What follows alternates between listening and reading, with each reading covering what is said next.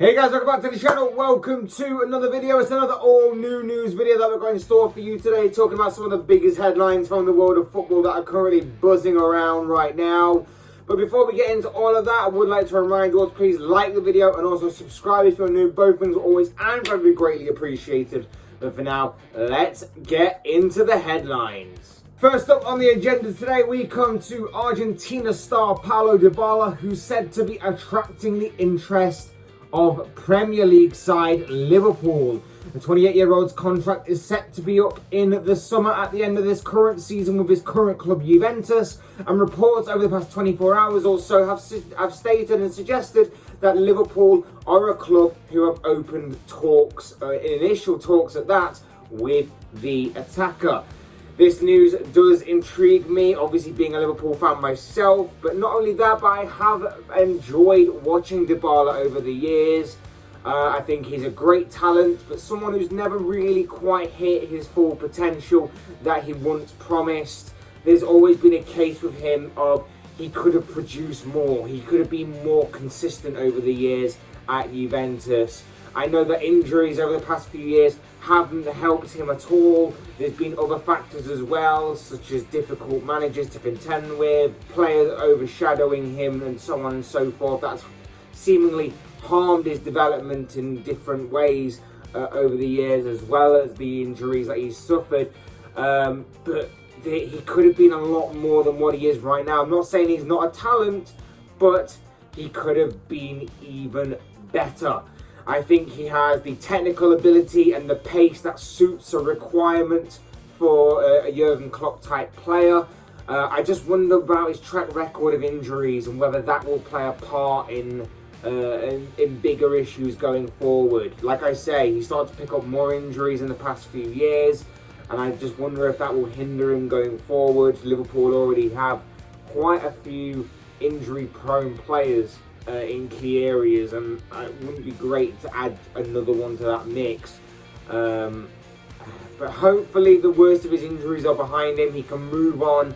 I'm sure this is a player Klopp would love to get his teeth, and of course we all know that Klopp has big teeth at that, into to further unlock his potential and possibly take his game up to that next level. Remember as well, this is a Liverpool attack and a forward line that will be in need of shaking up in the very near future. We all know that the front three of Liverpool, Mohamed Salah, Sadio Mane, and especially Roberto Firmino, all have their contracts expire at the end of next season. And should they decide for any reason not to give them new contracts, or should they decide themselves not to re-sign with the club, then of course that forward line will need shaking up entirely and changing. And I don't think that Dybala for a free transfer is actually a bad piece of business, to be honest. It just depends, like I say, on his injuries. Either way, we're waiting to see what the future holds for one Paulo Dybala. Elsewhere yesterday, the Premier League have revealed a new scheme for that clubs have agreed to in regards to postponement guidance requirements for if a team feels they cannot play a game due to COVID and other related absences within their squads.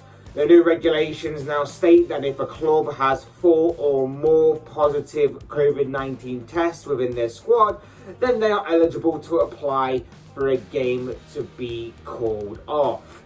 This news comes after a couple of months now of teams getting their games called off left, right and centre, and clubs stating that they are unable to field a team for their upcoming games. And up until recently, of course, a few of those called off games were really called into question, especially after a case of false positives in the Carabao Cup semi-final regarding Liverpool and their game against Arsenal.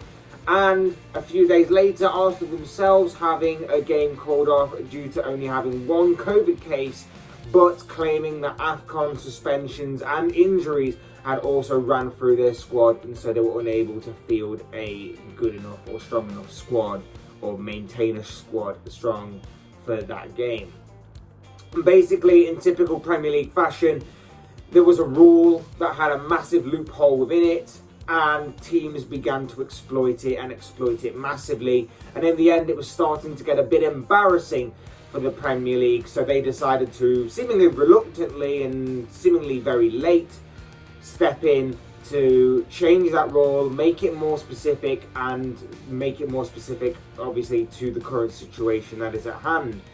This was all on the Premier League to begin with. You can't really call out any of the Premier League clubs that decided to take advantage of this rule and call them cheats, because they exploited what was a big grey area in the rule. They exploited a loophole within the rule.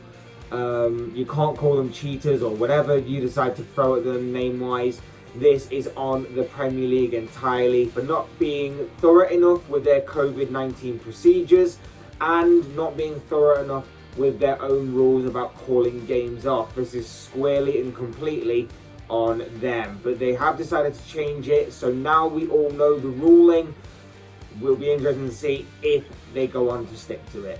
Next up, quick one, this one about Wolves, and they are set to add Hwang Hee-chan to their squad on a permanent basis. The South Korean is currently on loan at Wolves from RB Leipzig, and he certainly has impressed during his time in the Premier League, to a point where Wolves have decided to trigger the buy option that was put in his contract when he signed for Wolves in the summer.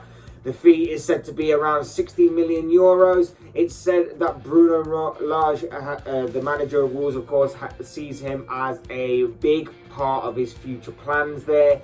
And this, I have to say, seems a very smart move. I think it's a very good move, especially when you consider that Adama Traore is seemingly out the door at Molineux in the very near future. I think this is a very smart move on their part, and Hwang Hee-chan is now a Wolves player on a permanent basis. Next, we move on to one Donny van der Beek, and could his frustrating time at Manchester United for at least this season be coming to an end? Reports over the past few days have suggested that United are seemingly open to letting the Dutch midfielder go out on loan before Monday's deadline. And whilst there's rumoured to be a few interested clubs on the table monitoring this situation, one club that's been strongly linked with signing him before Monday's deadline is Crystal Palace. Patrick Vieira's side have probably shocked a few people this season in how well they've gone about their business, with some solid and some strong performances overall this campaign. They're comfortably lying in mid-table about this point. And most people have also been impressed with how quickly he's managed to get his message across to the players, and it seems he's wanting to add more depth into his midfield options going forward by targeting the out of favour 24-year-old at Old Trafford. To be honest, wouldn't do United any harm, would it? I would imagine that they will probably choose the club mascot to go in midfield over Donny van der Beek, should they be given the option to. And I think as well it would do Donny the world of good to get out of United and finally show the Premier League what he can do when given the chance to do so on a consistent enough basis. And obviously United will get a decent bit of financial wage and packet for this deal as well. So I think it will be a win-win-win for all parties involved. But of course we will just have to wait and see how the Donny van der Beek situation plays out. And finally, an update on Julian Alvarez. We spoke earlier in this transfer window about the young Argentine striker and how he was linked with a move away from his current club to play for Manchester City. Well, that transfer is now said to be a done deal, with both clubs agreeing a fee somewhere in the region of 18.5 million euros. Alvarez is said to have signed a 5-year contract with City, but he will be loaned back to River Plate until July, when then he will then obviously join up with Pep Guardiola's side. And that is basically what the Argentine side wanted out of this deal. They know they were facing a losing battle with trying to keep him, so they wanted to keep him on a loan basis, and that is exactly what they have managed to achieve with City here. So overall, City are making moves in this transfer window, but they are doing it to prepare themselves for the near future, and Alvarez won't be joining them until July, Until then, he will still be a River Plate player. But of course, as I always say, these are just the thoughts, comments, opinions, predictions, whatever you want to call it, of this guy. I want to know what you guys think. What do you guys think of anything that I've talked about within this video, within any of the news topics that I've been talking about and discussing? I'd love to know your thoughts, your comments, opinions and predictions and whatever else down below in the comment section, because I'm sure it will all make for interesting reading. Otherwise, hit the like button on the way. I've enjoyed the video. Subscribe if you're new or want to see more content like this. Both things always and would be greatly appreciated. And as always, thank you all so much for watching and listening. I've been Fletch. This has been another New-Newz video, and I will see you all again soon in another video.